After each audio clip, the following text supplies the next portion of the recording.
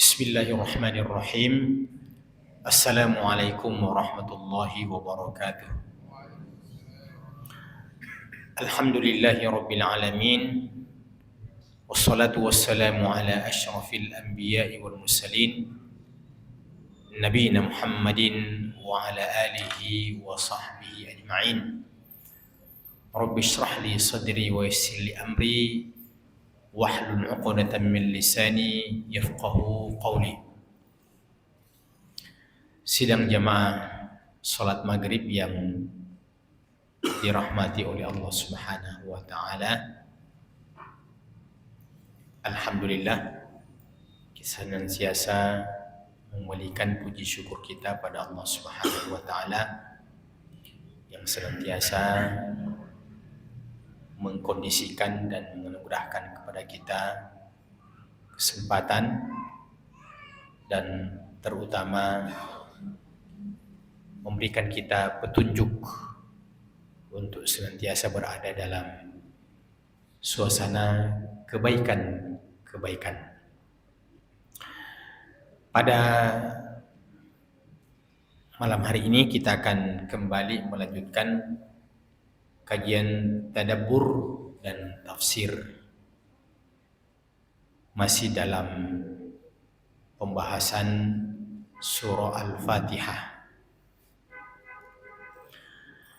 Ayat yang kita akan bahas pada malam ini jamaah sekalian adalah ayat yang kelima.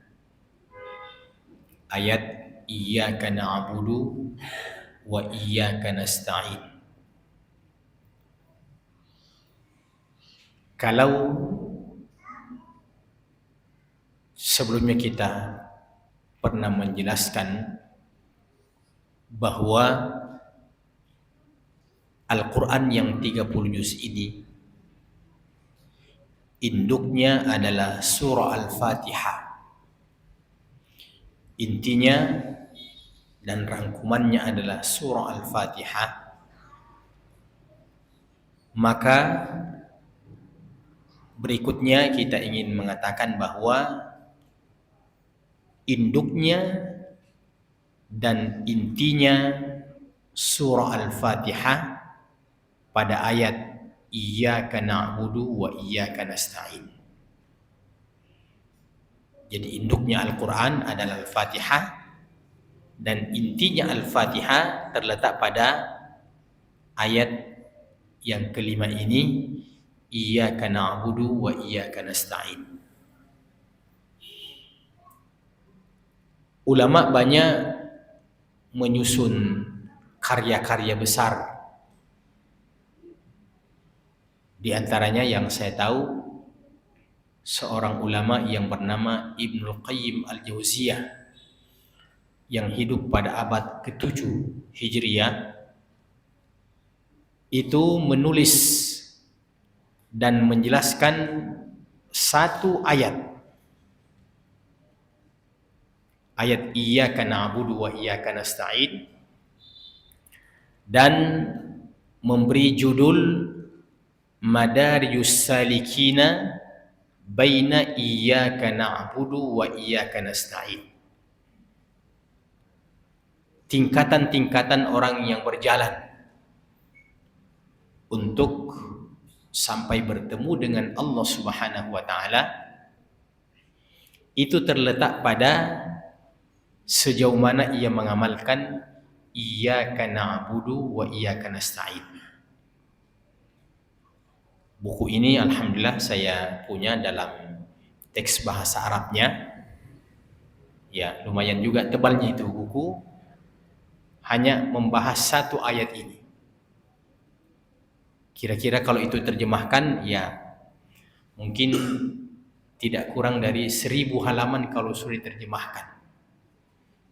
Karena dalam teks bahasa Arabnya saja itu ada sekitar 700 halaman. Hanya membahas satu ayat Iyyaka na'budu wa iyyaka nasta'in. Judulnya Madarijus Salikina Baina Iyyaka na'budu wa iyyaka nasta'in. Cukuplah itu menjadi indikasi bagaimana urgensi dan pentingnya daripada ayat tersebut, sehingga kita katakan pantas dikatakan inilah inti daripada surah Al-Fatihah pada ayat yang kelima ini.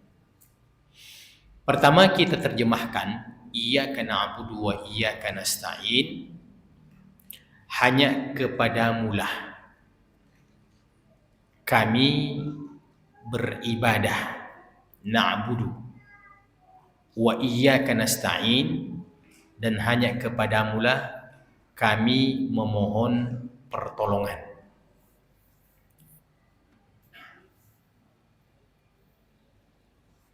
Iyyaka na'budu wa iyyaka nasta'in. Pertama, kita ingin menjelaskan apa makna daripada iyyaka na'budu. Hanya kepadamulah kami beribadah, hanya kepadamulah kami menyembah. Penjelasannya, nakhussuka wahdaka bil ibadah. Makna daripada ungkapan iyyaka na'budu, hanya kepadamulah kami beribadah, nakhussuka wahdaka bil ibadah, kami hambamu mengkhususkan untukmu saja, bil ibadah, dalam peribadatan. Ya. Kami para hambamu ini mengkhususkan kepadamu saja, nakhussuka wahdaka. Tidak ada duanya, apalagi tiganya. Kami mengkhususkan para hambamu ini beribadah kepadamu saja. Wal isti'anah, dan iyyaka nasta'in wa iyyaka nasta'in, demikian juga maknanya kami mengkhususkan padamu saja dalam hal meminta pertolongan.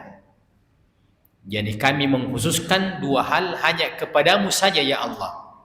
Yang pertama dalam urusan ibadah kami khususkan hanya kepadamu.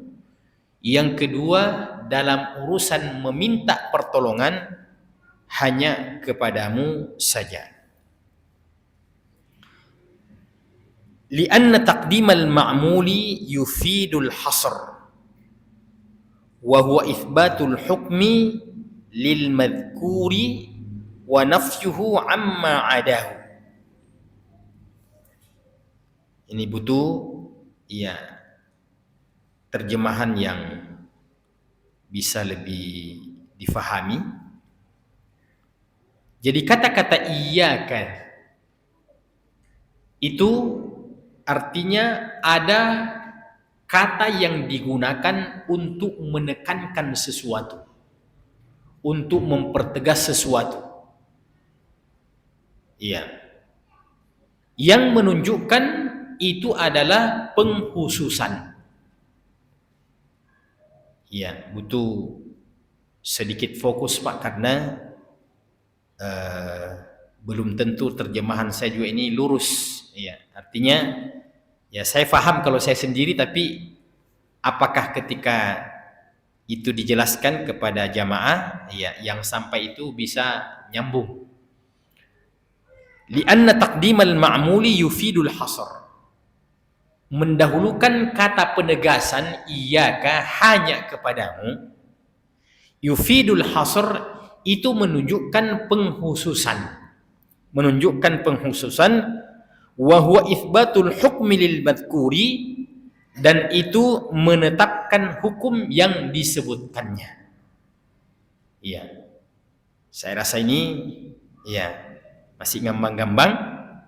Wa nafyuhu ma'adahu, dan menidakkan atau menafikan selainnya. Ya. Dengan contoh penjelasan menjadi jelas.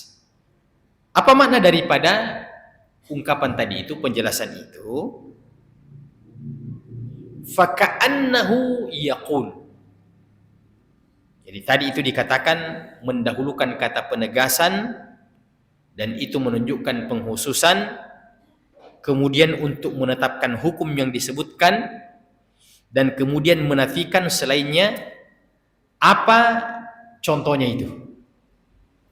Ka'annahu yaqul, jadi ketika Allah mengatakan iyyaka na'budu wa iyyaka nasta'in, hanya kepadamulah kami beribadah dan hanya kepadamulah kami memohon pertolongan. Kita ingin memahami penjelasan yang kita baru baca tadi. Faka'annahu yaqul, maka seakan-akan ayat itu mengatakan na'buduka wala na'budu ghairaka. Kami beribadah kepadamu dan kami tidak beribadah kepada selainmu. Nah, itu penjelasannya. Kami beribadah kepadamu dan kami tidak beribadah kepada selainmu. Atau kami menyembahmu dan kami tidak menyembah kepada selainmu. Begitu juga wa iyyaka nasta'in, dan hanya kepadamu lah kami memohon pertolongan.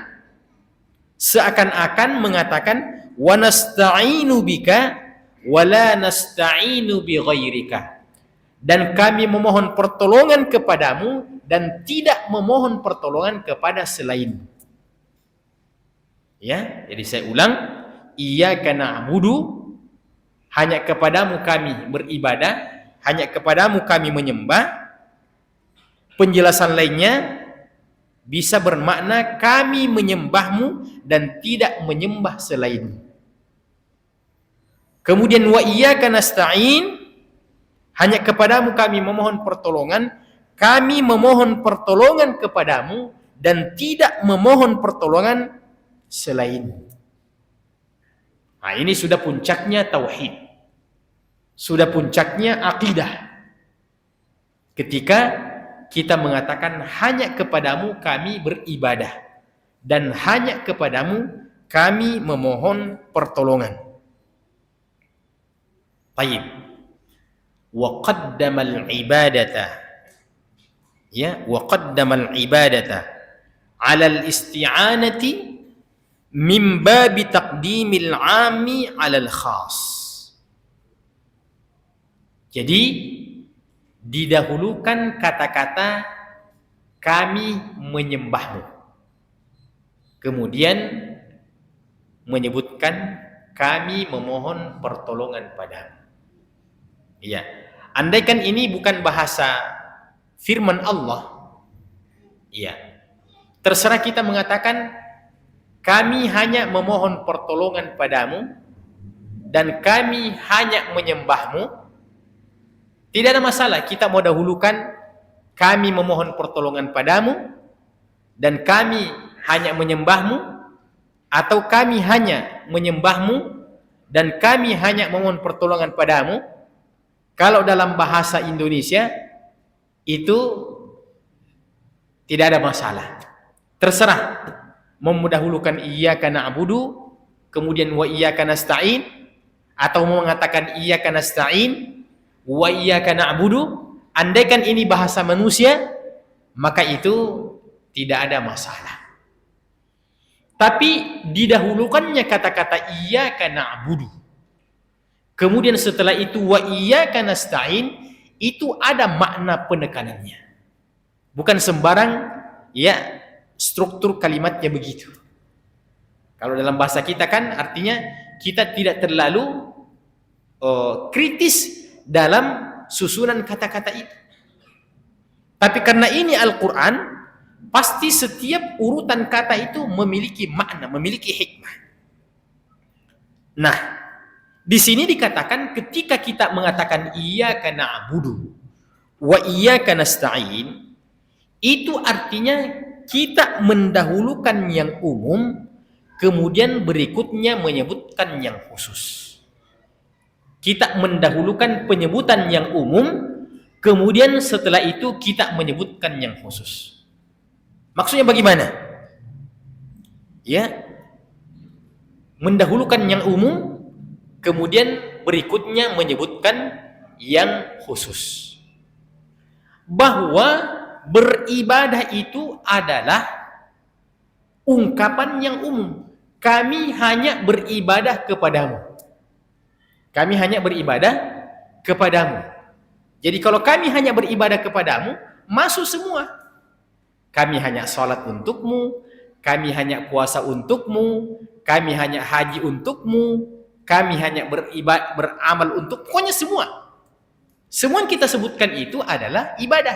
Berarti kalau demikian, iyyaka na'budu ini itu mencakup seluruh ibadah kita. Iya. Salat.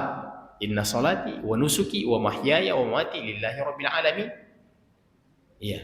Kita baca Quran, kita berzikir.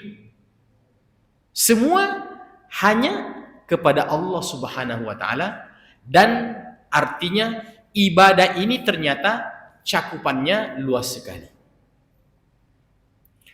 Dan kemudian wa iyyaka nasta'in, dan hanya kepadamu kami memohon pertolongan.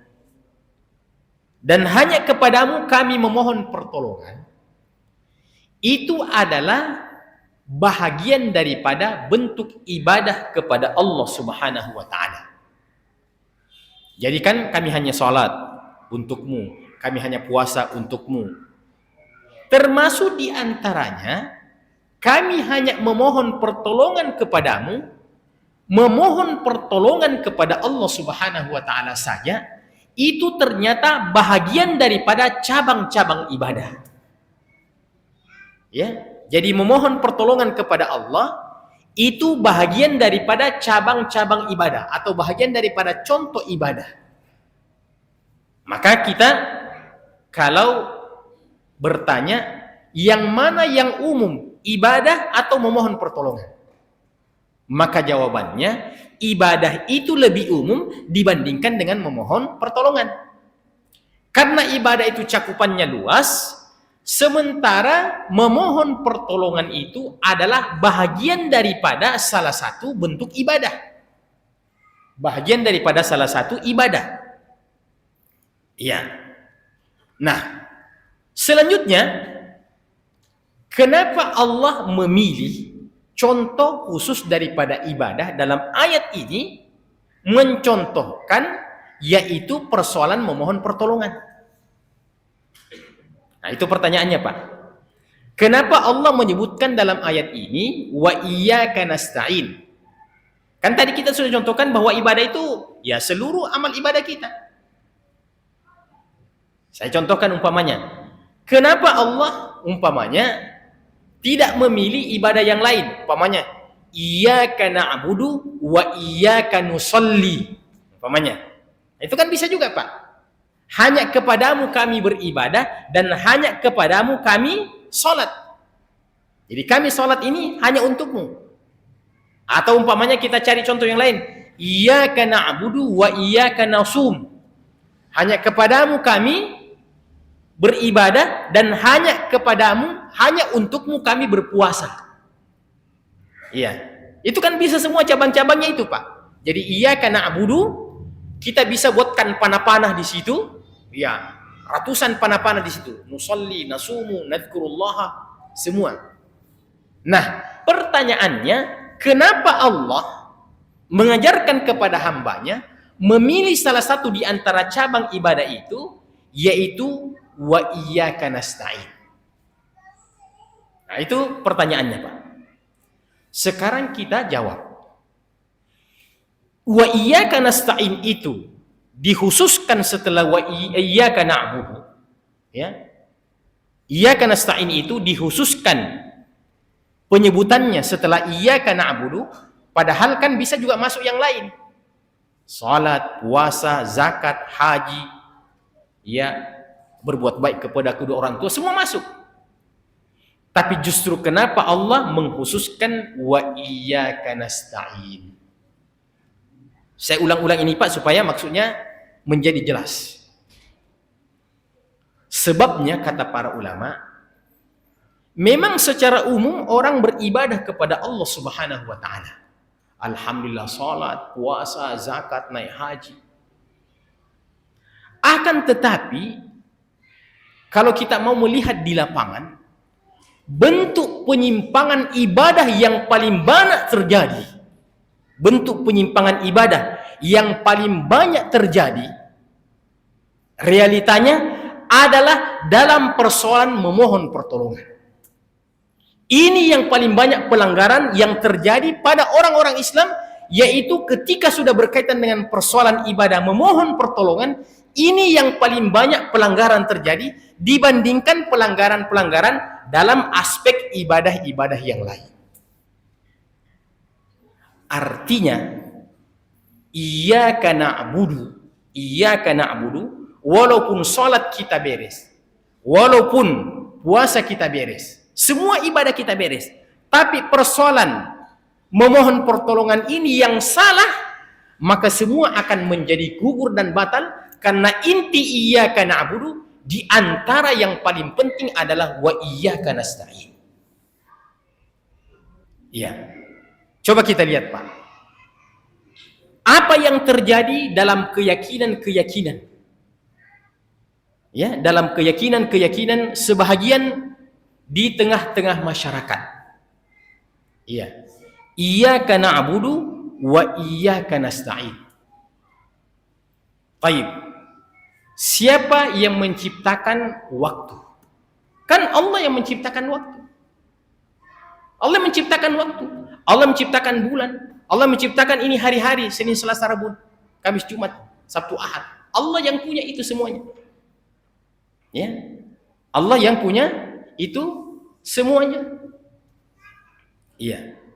Tapi di tengah-tengah masyarakat kita, kadang-kadang ada sebahagian di antara masyarakat kita yang ketika mau melakukan sebuah hajatan-hajatan, dia menghindari bulan-bulan tertentu, dia menghindari waktu-waktu tertentu, karena dianggapnya bahwa kalau melaksanakan hajatan pada bulan itu, apa istilah mereka? Oh, itu bulan tidak baik, itu bulan panas, itu bulan kemungkinan kalau kamu menikah tidak sukses. Ada di tengah masyarakat begitu? Ada, Pak. Yang saya tahu itu biasanya sebagian masyarakat, tidak semuanya juga, itu paling pantang mau melaksanakan hajatan akad pernikahan pada bulan Muharram. Pada bulan Muharram, bilang kasih lewat-lewat dulu, jangan bulan Muharram, bulan panas. Itu artinya bahwa persoalan mudarat dan manfaat itu terkait dengan waktu, bukan terkait atas maunya Allah Subhanahu wa ta'ala. Nah, kalau kita memahami bahwa iyyaka na'budu wa iyyaka nasta'in, selama dia tidak ada pelarangannya dalam Al-Quran dan Sunnah, maka semua waktu ini adalah baik. Semua waktu ini adalah baik. Iya. Kemarin, Pak. Kemarin kebetulan ya ada sedikit ya perkara saya terpaksa ya menggunakan jasa kuasa hukum. Jadi saya mendatangi salah seorang kuasa hukum saya, ya, itu semua sudah daftar di pengadilan Sungguh Minasa. Ya. Nah, terus kuasa hukum saya itu saya paham bahwa dia bercanda-canda saja. Ya. Dia bilang, Ustaz, enggak apa-apa hari ini kita daftar perkara tak di pengadilan. Sebagian orang itu tidak mau kalau hari Selasa. Kemarin kan hari Selasa. Sebagian orang itu tidak mau kalau hari Selasa. Iya. Saya juga memang pernah dengar cerita itu. Iya. Coba lihat kreatifnya kita itu orang. Iya. Orang Bugis Makassar lah. Iya. Kenapa tidak boleh hari Selasa? Selasa itu salah salang. Coba bayangkan itu. Ada tafsirannya. Salasa, salah salang. Apa hubungannya Selasa dengan salah salang? Selasa itu bahasa Arab, as-sulatsa itu hari ketiga, Pak. Dari kata-kata salasa. Jadi orang Arab mengatakan hari ketiga, datang orang Bugis Makassar tafsirnya salah salang. Salah urusanmu kalau hari Selasa. Ada kan di tengah masyarakat kita yang punya keyakinan seperti itu. Iya. Beda halnya kalau kita punya halangan udhu. tapi sengaja menghindari waktu-waktu karena kita katakan itu kurang sukses, kurang bagus, kemudian terkena mudarat, berarti persoalan mudarat dan manfaat itu terkait dengan waktu, bukan terkait dengan maunya Allah Subhanahu wa ta'ala. Maka bagi orang yang memahami wa iyyaka nasta'in, ini tidak akan pernah mempersoalkan persoalan-persoalan yang berkaitan dengan waktu, selama memang tidak ada pelarangannya dalam hukum syar'i Al-Quran dan Sunnah Rasulullah Sallallahu Alaihi Wasallam. Iya. Nah, ini sudah kayaknya tidak bisa tidak disebut contoh-contoh itu, Pak, karena lama ini pengajian.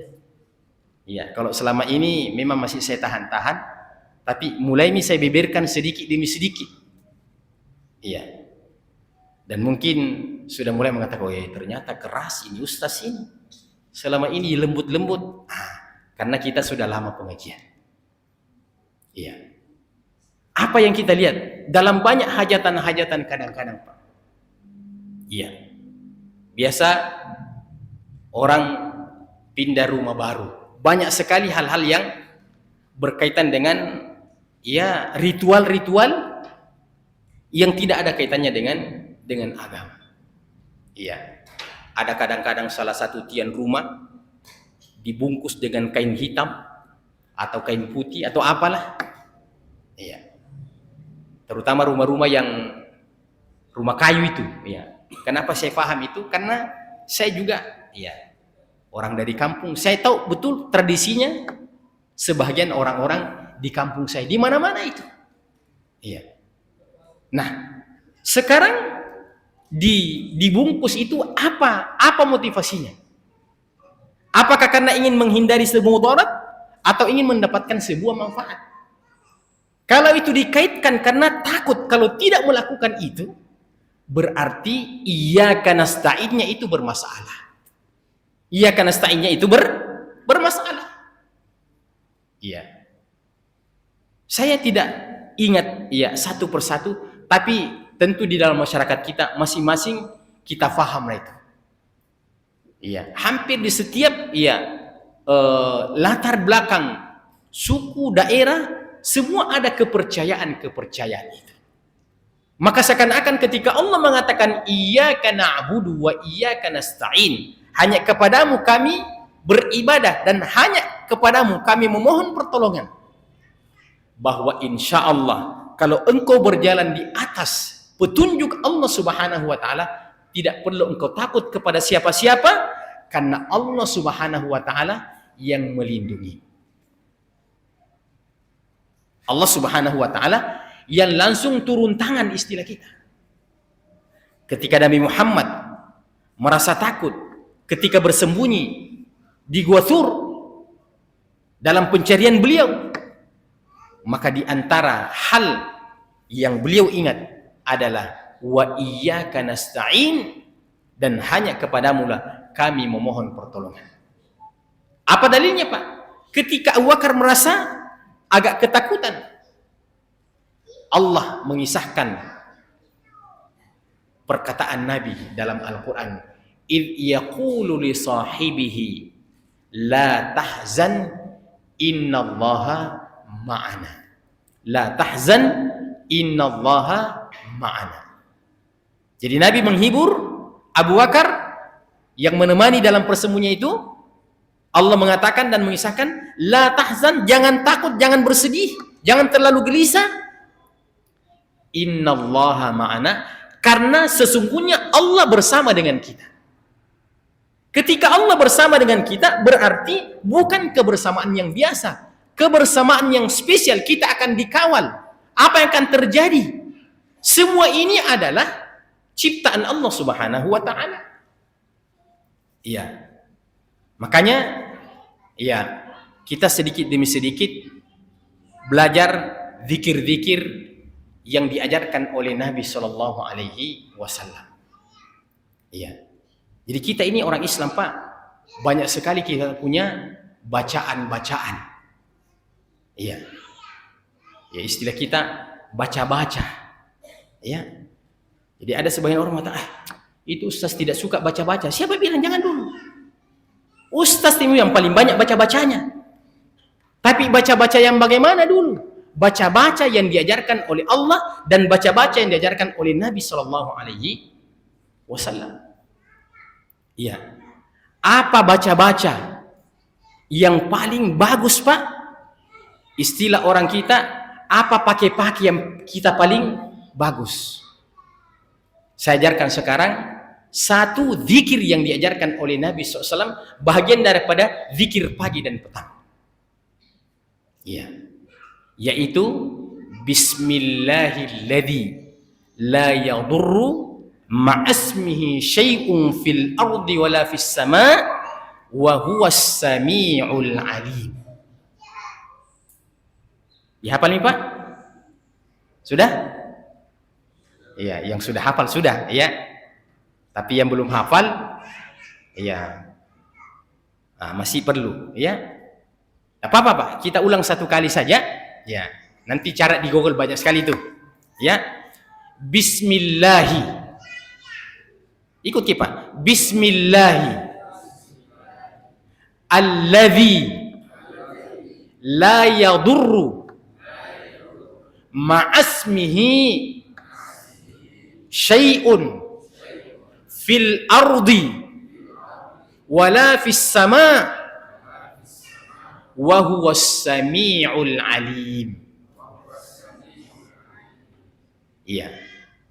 Artinya kalau saya ulang berkali-kali nih Pak, tidak selesai pembahasan ini. Jadi silahkan, itu PR, ya. Jadi pekan depan Pak, ya.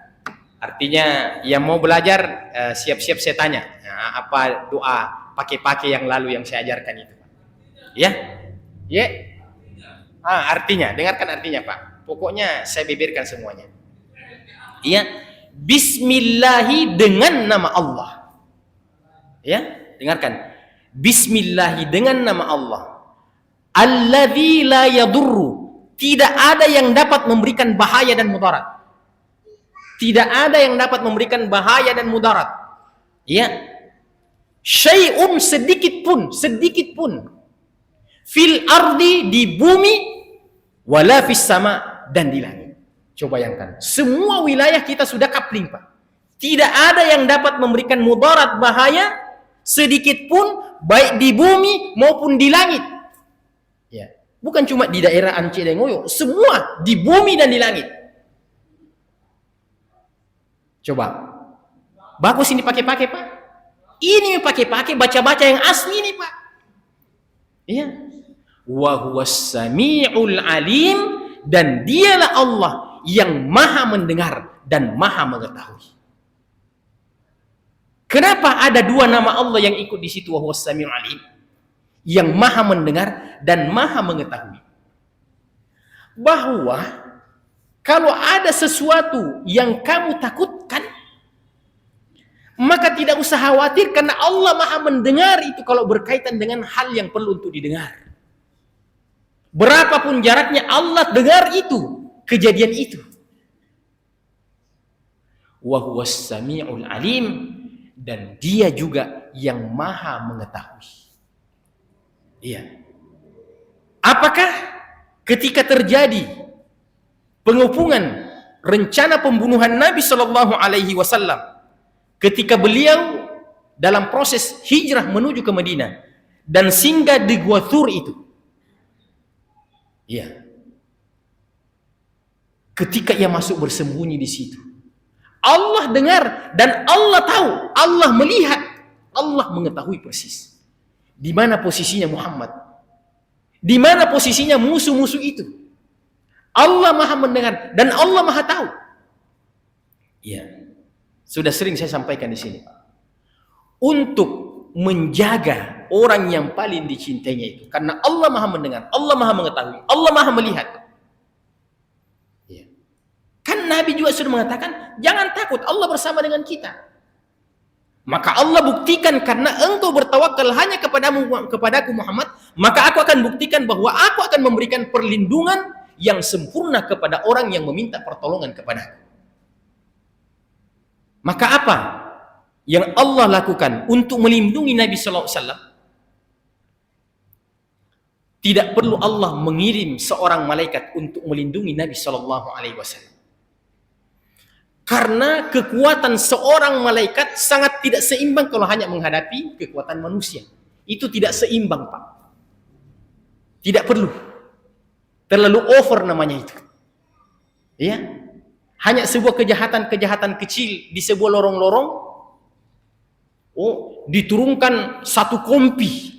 Itu tidak perlu, cukup satu petugas polisi. Ya. Maka tidak perlu Allah mengirim malaikat.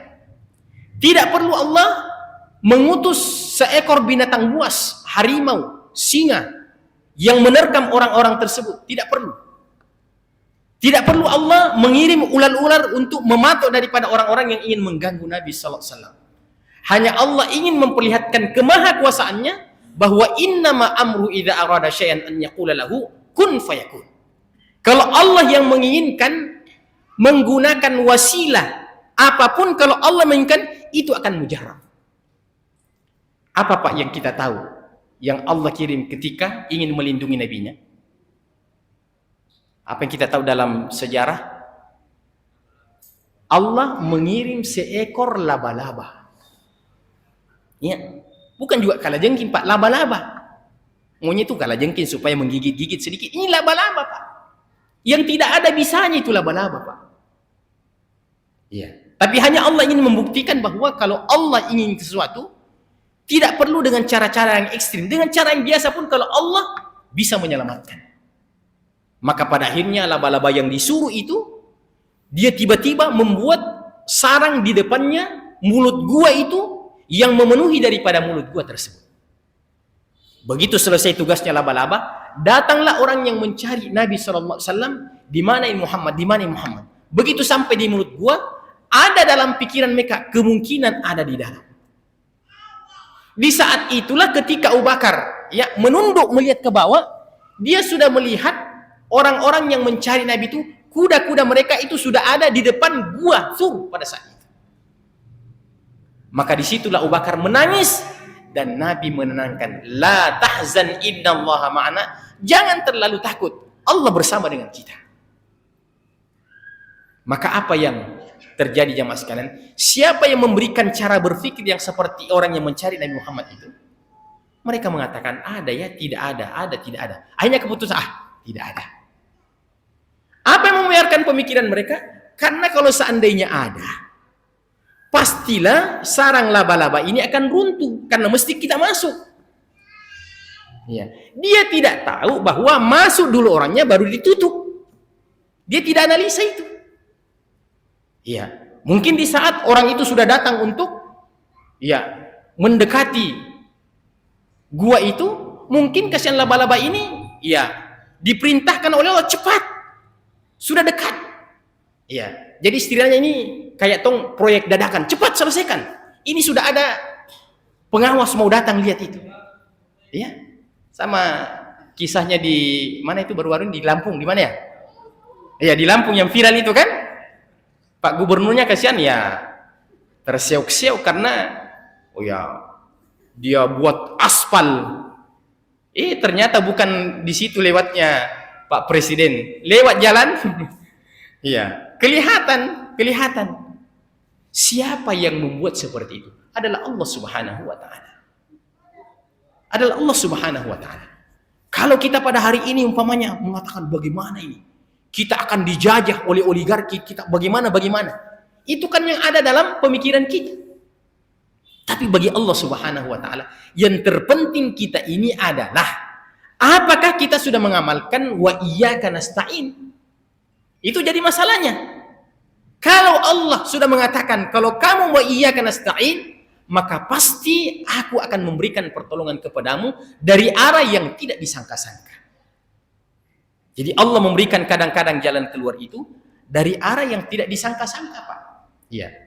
Jadi tidak mesti dengan cara yang ekstrim. Kita berpikir bagaimana curang apa. Kalau Allah menginginkan itu, Pak, mudah bagi Allah dengan caranya sendiri. Maka kita katakan kenapa Allah mendahulukan wa iyyaka nasta'in dalam ayat ini? Karena wa iyyaka nasta'in itu adalah bahagian daripada bentuk penyimpangan kebanyakan manusia dalam peribadatan mereka kepada Allah Subhanahu wa ta'ala. Kemudian selanjutnya dikatakan di sini jamaah sekalian, masih ada waktu, wahtimaman bitaqdimi haqqihi ta'ala ala haqqi 'abdihi. Yang kedua alasannya kenapa didahulukan ibadah kemudian isti'anah memohon pertolongan. Ternyata urutan itu mengisyaratkan bahwa kita mendahulukan haknya Allah dulu, kemudian kita meminta hak kita. Kita mendahulukan haknya Allah dulu, kemudian meminta hak kita. Apa itu? Iyyaka na'budu, itu kewajiban kita setiap muslim. Kewajiban kita setiap muslim itu adalah iyyaka na'budu. Kalau dia merupakan kewajiban kita, berarti itu haknya Allah Subhanahu wa ta'ala. Ya kan begitu, Pak? Hak dan kewajiban dalam kehidupan berumah tangga. Nah, kalau kita katakan haknya suami, berarti itu kewajibannya istri. Kalau kita katakan haknya istri, berarti itu kewajibannya suami. Nah, begitu timbal baliknya. Kalau kita katakan haknya hamba, kalau kita katakan haknya Allah, berarti itu kewajibannya hamba. Maka setelah Allah kita sembah dan kita menunaikan kewajiban kita, maka Allah Subhanahu wa ta'ala berkenan untuk memberikan hak kita. Apa itu? Yaitu Allah berkenan untuk memberikan pertolongan kepada kita karena kita telah menunaikan kewajiban kita. Ayat ini juga, susunan ayat ini juga dapat kita pahami bahwa ternyata untuk mendapatkan pertolongan dari Allah Subhanahu wa ta'ala yang sempurna itu memang harus didahului dengan iyyaka na'budu. Memang harus didahului dengan iyyaka na'budu. Mungkin ada yang mengatakan, iya, tapi bagaimana itu? Kan banyak orang yang salat tapi sukses-sukses juga. Iya. Justru kadang-kadang kita ini tambah salat tambah miskin. Kan begitu. Ini syubhat. Ini syubhat. Iya. Apakah itu memang sebuah kaidah? Iya. Bahwa dalam persoalan Allah menganugerahkan rezeki kepada seorang, itu sesungguhnya seimbang sebagaimana ada orang-orang beriman yang diberikan kekayaan yang tidak terbatas. Iya.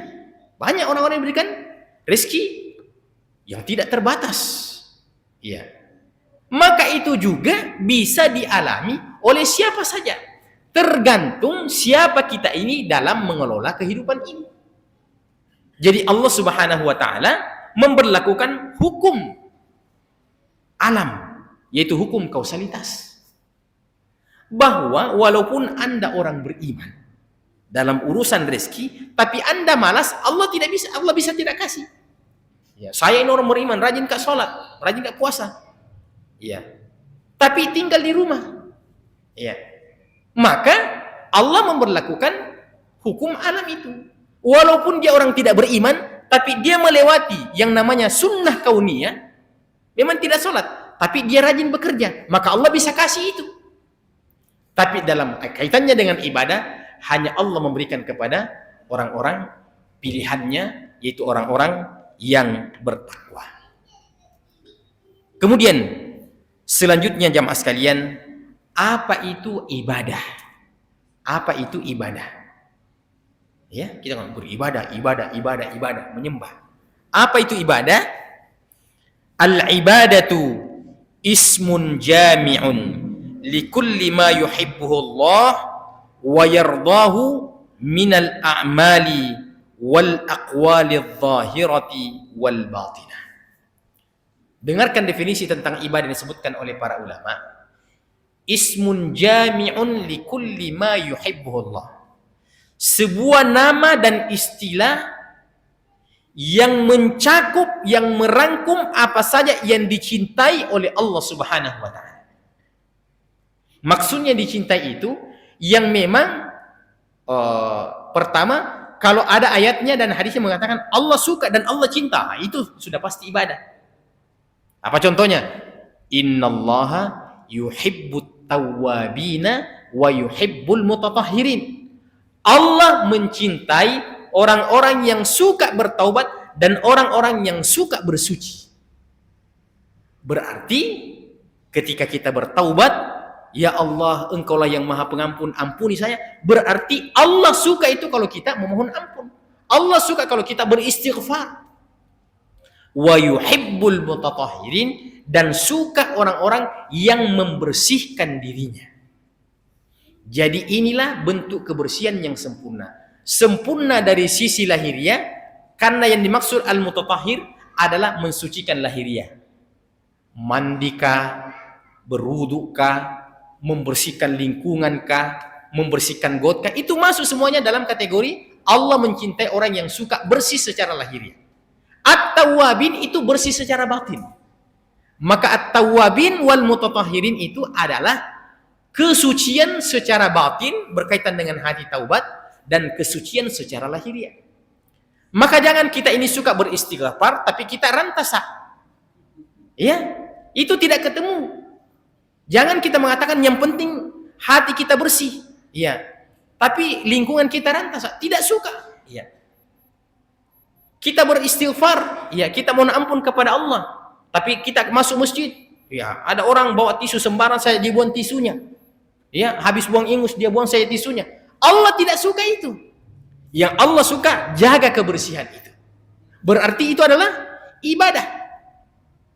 Kemudian kita sebutkan contoh yang lain.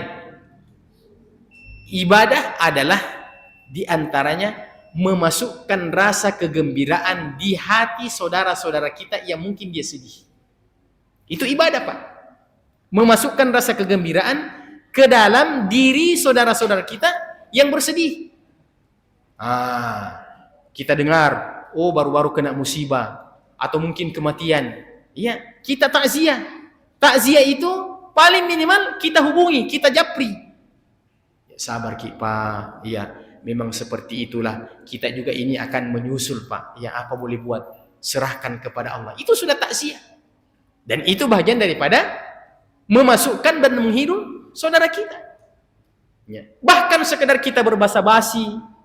Ada mungkin orang yang baru datang pengajian, ya, sendiri, tidak ada yang dikenal. Ya, sekedar kita basa-basi, Masya Allah, saya baru lihat gini, Pak. Ya, di mana Ki tinggal, Pak? Ya. Senantong gitu kalau orang baru, Pak, ada yang tanya-tanya Ki. Ya. Dan ada pernah kejadian katanya di salah satu masjid itu, dia bilang ada pengajian di sana itu. 3 kali dia datang, padahal orang jauh, tidak ada yang pernah sapa-sapa, bilang, orang tidak bagus di situ. Berhenti dia pengajian, Pak. Nah, makanya kita tugas di sini, Pak, yang jamaah asli sini, lihat kiri kanan tak. Kalau ada yang kita lihat orang baru-baru, Pak, tanya-tanya Ki.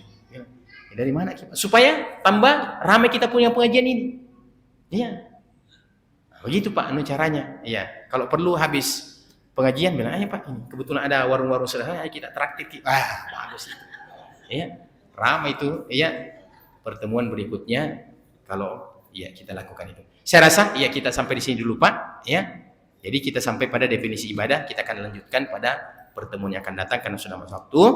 Kita akhiri dengan ucapan subhanakallahumma bihamdika asyhadu an la ilaha illa anta astaghfiruka wa atubu ilaik wa akhiru da'wana alhamdulillahi rabbil alamin. Wassalamualaikum warahmatullahi wabarakatuh.